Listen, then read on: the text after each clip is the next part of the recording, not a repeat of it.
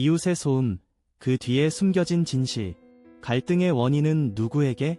당신만을 생각합니다. 오직 당신만을 향하여 말을 하고 오직 당신만을 향하여 행동합니다. 가해자.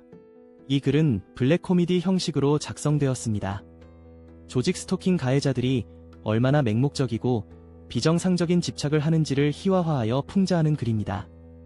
피해자는 관심조차 없는데 가해자들은 마치 연인을 잃은 듯한 태도로 미친 듯이 집착하며 의미 없는 행동을 반복합니다. 이들의 황당한 행동을 지켜보며 통쾌하게 비웃어주세요. 조직 스토킹은 단순한 괴롭힘이 아닙니다.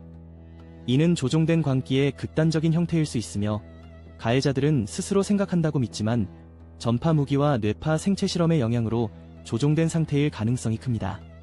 결국 이 시스템은 사회 전체를 통제하려는 도구로 활용될 수 있습니다.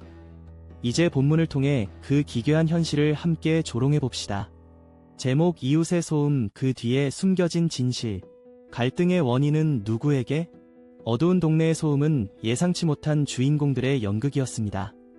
한때 평화로운 삶을 꿈꾸던 여러분은 이제 소음의 배후에 숨은 이웃들의 기이한 집착에 직면하게 됩니다. 그들은 마치 연극의 기괴한 조연 같았습니다. 누군가는 윗집에서 새벽마다 드럼을 연습하고 또 누군가는 아래층에서 폭풍 검색의 결과를 자신의 목소리로 대중에게 전달하는 가볍고 무거운 심포니를 상연하곤 했죠. 우리는 그들의 소음 에피소드를 다루며 완전히 새로운 시각으로 세상을 바라보게 됩니다. 일정한 주기로 반복되는 소리는 그들의 일상이었고 받는 자와는 다르게 가하는 자에게는 특별한 의미가 있었던 것 같습니다. 우리 관계는 특별해. 그들이 자주 외치는 한마디는 평화로운 저녁에 불쑥 섞여들어 천둥처럼 울렸습니다. 여기에서 그들의 행동은 단순한 소음 이상이었습니다.